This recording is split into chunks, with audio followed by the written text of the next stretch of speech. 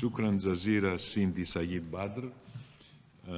It's a great pleasure to be in Muscat today. I have to say my visit here was long overdue. Allow me to take this opportunity to congratulate you, dear Minister, Your Excellency, on your appointment as the first Foreign Minister of the Sultanate. With your huge experience, I'm sure you will do a great job, both for the Sultanate, but for the region and for the world. And also allow me to extend our heartfelt condolences for the losses the Sultanate suffered as a result of the cyclone Sahim. Geographically speaking, our countries may seem a little far away, but they're not. They're just 4 hours flight. And as you said, we share many things in common, such as our commitment to upholding international law, peace, stability, prosperity. We are very much interested, we, Greece, as a maritime nation, and I'm here speaking also in a maritime nation, we care very much for the international law of the sea, including the fundamental right of the freedom of navigation. And in this vein, I would like to announce that Greece will support the candidature of Ambassador Al-Azri for his re-election to the United Nations Commission on the Limits of the Continental Shelf.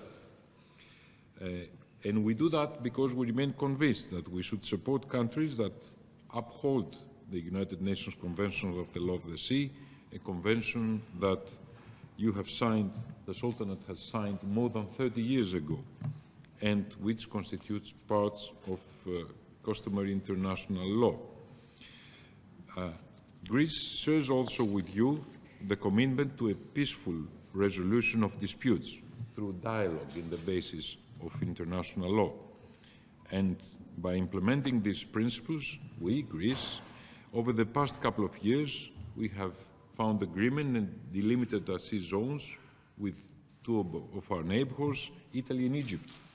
And also we have agreed to defer the issue of delimitation to the International Court of Justice with our neighbors, Albania. So in this context, I would like also to commend you for your mediating efforts in order to resolve disputes in your region and in order to address international challenges, especially here in this very important area of the world. We attach, as I said before, particular importance to this region, and the European Union should attach particular importance to this region.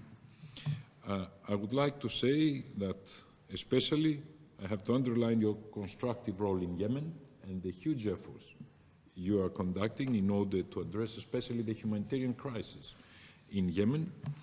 I would like also to condemn terrorist attacks against any country in the region, lately against Saudi Arabia, and especially condemn terrorist attacks against civilian targets.